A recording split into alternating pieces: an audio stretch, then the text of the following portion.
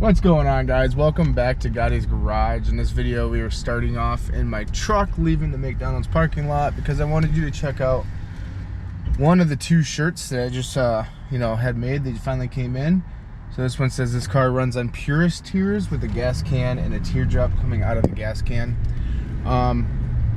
Yeah, go ahead and go to www.gottisgarage1.com to pick this shirt up. Also, I'm working on some other things to kind of stack the website up with things other than clothing, because I know a lot of people may not want clothing. So I'm trying to find some useful tools that you could use around shop and stuff that I would personally use, and I'll keep you guys updated on that. I'm working, like I said, I'm working on that right now.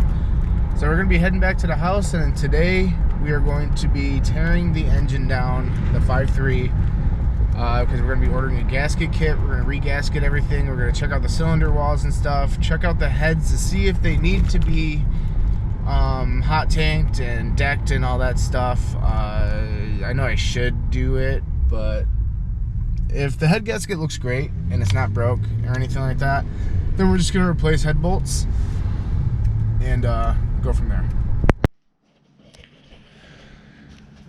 Alright, after watching a few videos on some LS builds, I am a little conflicted now. So I watched a couple videos of people just pulling these engines, throwing cams in them, running them as is, and they work out pretty well.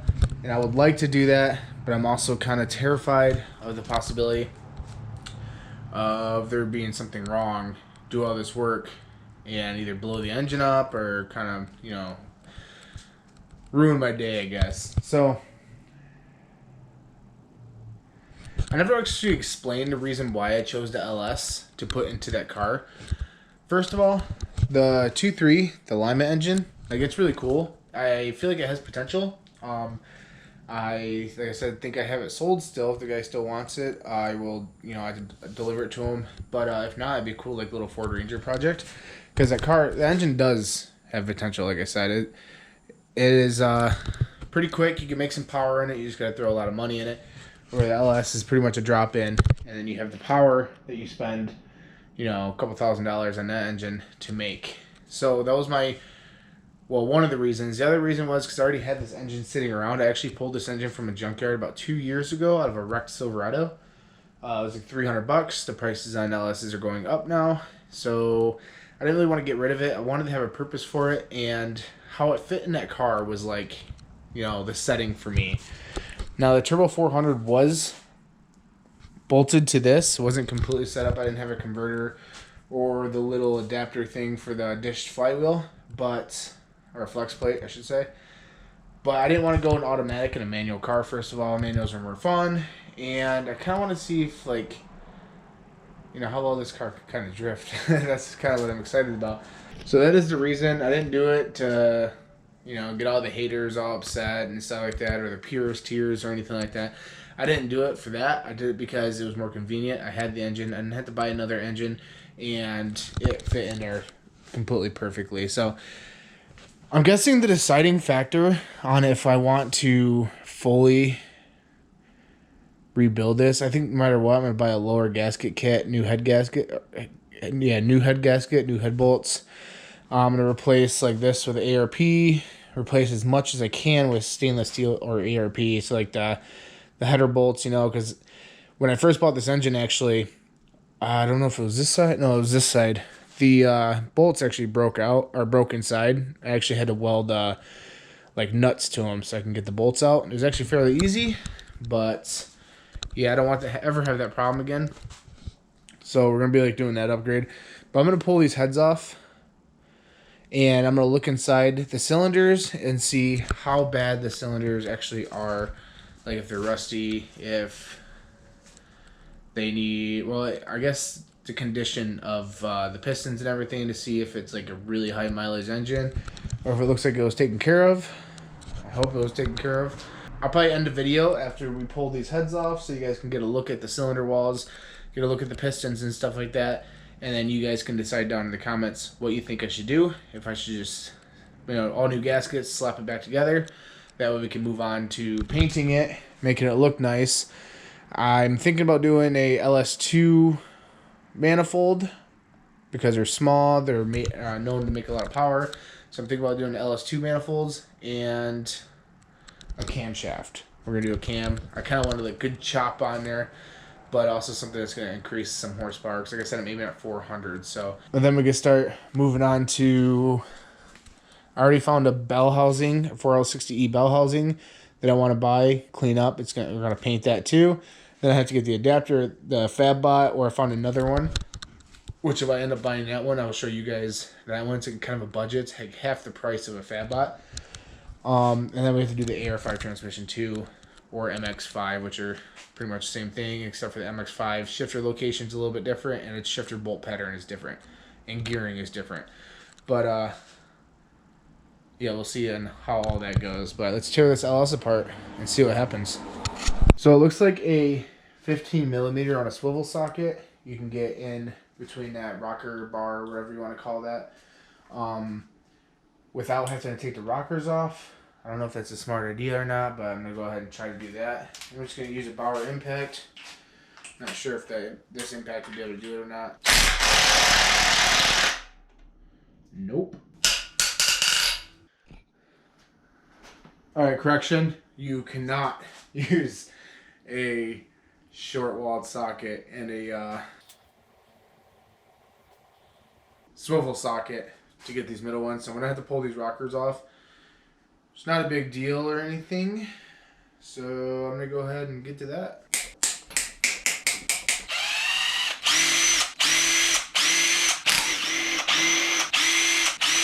And then with pretty much any engine, it's always important to leave each rocker per cylinder.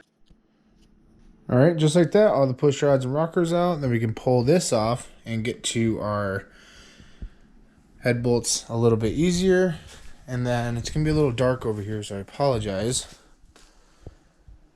But right here is how we have everything labeled. Yeah, 1, 3, 5, 7. Let me see if I can't. I gotta start bringing my flashlight with me. So we got 1, 3, 5, 7. You know, we got 7, 5. Everything is all together, you know, in pairs. And we're gonna do the same thing over here. And then I also have push rod down right here. It means that this side of the push rods all go into the head. Just keep everything organized. And then I have room on this side to set each head when I start pulling them off.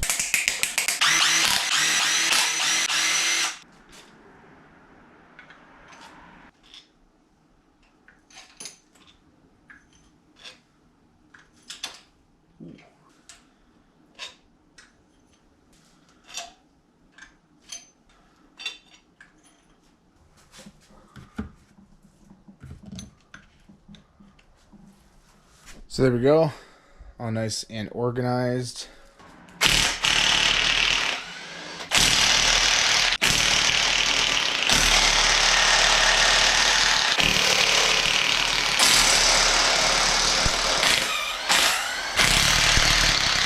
Got some oil on my face. And I forgot to mention, if you guys are watching this to learn how to do this, or if you guys want to see the process to do this before you do this, the big bolts right here on the side. So on the side right here and in the middle, they're 15 millimeter. Just 6 point. The ones on the end right here, just 10 millimeters. There we go. Now these head bolts aren't a huge deal because we're going to be replacing them. They're super cheap anyways. You should always replace them unless they're ARP. Then you don't have to. But I'm going to keep all these on the same side of the little chart. Oh, and there's different sizes too. The middle ones are long, the ends are like that. Looks like these bottom ones are all the same size. Yeah, one right here can't get. Okay, now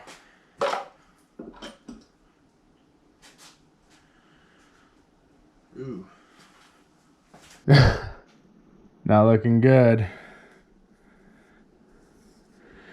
It's all surface though, so it should be able to be cleaned up. We should be able to just rotate the engine and get some like brake clean or WD-40 and kind of clean those out. Also, I have that if need be. We can just pop these pistons out. Head gasket looks good.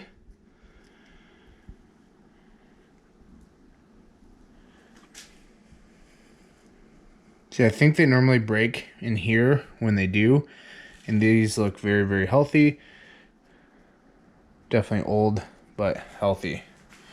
So let's go ahead and get that other side done. Let me know if you guys prefer this like kind of camera angle where you actually see me working. I know I've been putting that off. I haven't been exactly showing you the progress and work and stuff like that. I've just been showing you pretty much before and afters. So if you guys like seeing this, let me know.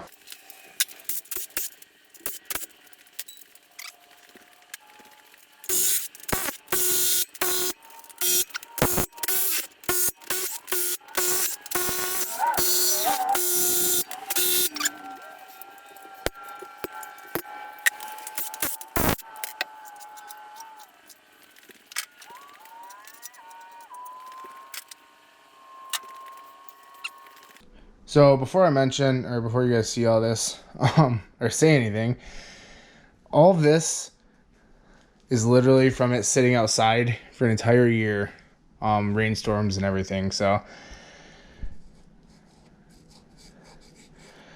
this one is pretty rough.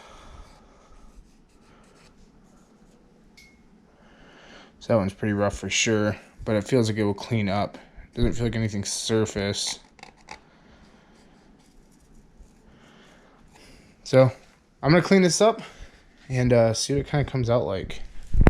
Well, I'm getting my GoPro all dirty, but check that out. So it was just covered in rust, and now it's just like super smooth. There is some discoloration, but it's super smooth. So all I did was sprayed WD-40 in there, and then I used the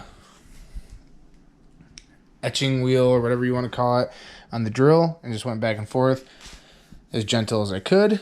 And see, this one was pretty rusty too, and that one came out clean. So I'm just gonna keep doing that and just kind of see what happens.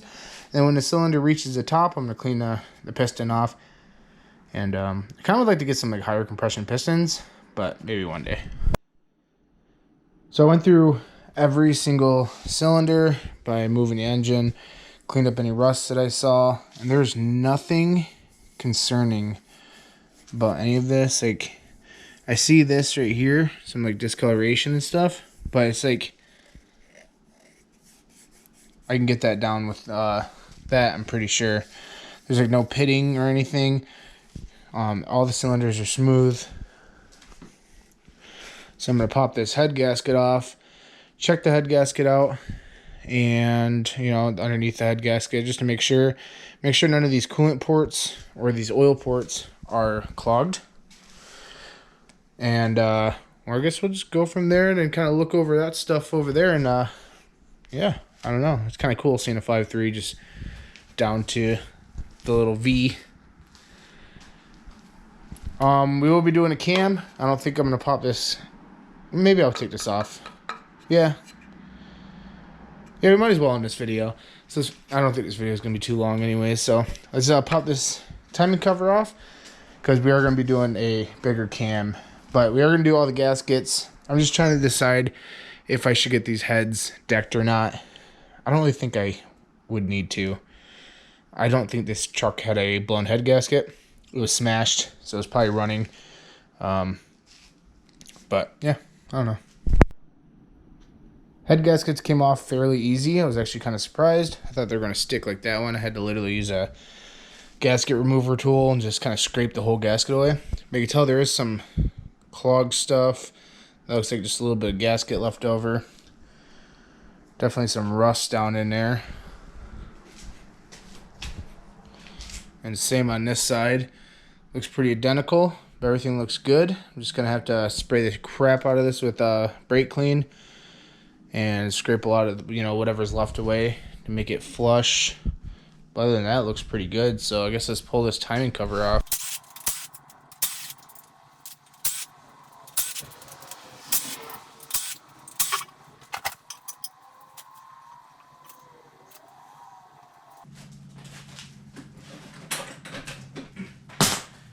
And if you're wondering, these are 10mm too, and it seems like you got 2 that go into the bottom from the oil pan.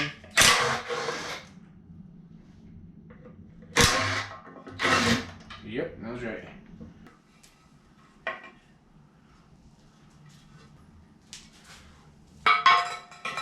So, looks like a fairly used engine.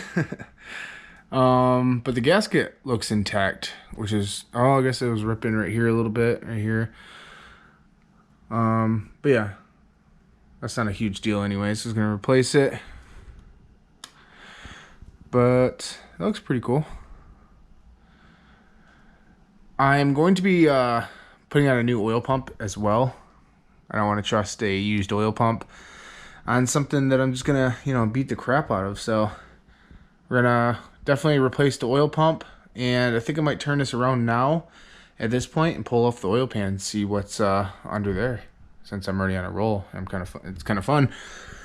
Here's you know, the camshafts in there. Can't wait to pull that thing out. So the oil pan is pretty much the same as all these other little bolts. They're all 10mm. Okay, so before I finish doing that, I'm gonna go ahead and off camera, in case this engine falls and you guys don't see that on YouTube, I'm gonna pull these off so I can move these back onto the block, because I have them holding onto the oil pan right now, which obviously is not gonna work. And that's what happens when I try to make a joke and then it actually happens.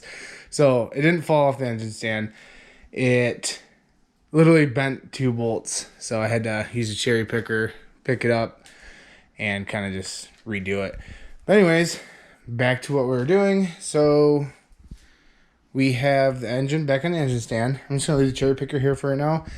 We're going to pull this oil pan off. And I think that's where we're going to end the video at. We're going to see how the bottom end looks, how the crank looks, how see if any bearings are loose, or, you know, if we see anything like that. I might replace the bearings as well. I think I might just pull one off and see what happens. I see what it looks like. And, you know, that'd probably be another video when we go over all the push rods and all that stuff. We'll go into more detail. So let's just go ahead and continue pulling this pan. Pan up. This is what inside the pan looks like. A lot of water sludge. Gross. I don't see any chunks or any metal, so that's always good.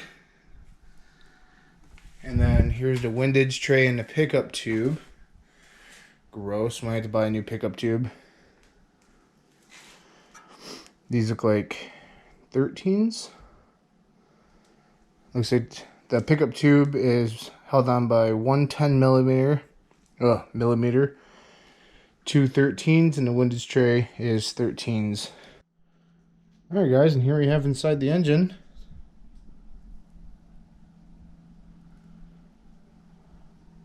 Definitely looks pretty used, but I mean, not bad. It wouldn't be very hard to just pull this crank out, pop all the pistons out, rehone the blocks, throw some new rings on it, and then new bearings, and throw these pistons back in. So if you guys think I should do that, let me know below in the comments. I mean, truthfully, do you really think, I mean, it is an LS, so it could be, we could just throw it in there as is, and I wanted to do all gaskets anyway, so it's kind of cool just tearing this apart and checking out the inside of the LS. So let me know if you guys think I should just leave it as is, throw it together with new gaskets, paint this crusty old block, and you know, get it ready and stuff like that. Start getting the drivetrain ready so we can get it thrown in the car. Or should I just go ahead and be, you know, better safe than sorry, pull this whole thing apart, get all brand new, just OEM bearings and stuff, and throw it back together. Let me know what you guys think. But hope you guys enjoyed this video, and next week there will be another video going through this, going through that. But I want to see what you guys think on this before I do that. And yeah, stay different. Go ahead and check out www.guydesgarage.com for this awesome shirt and many more things. And you guys have a wonderful day.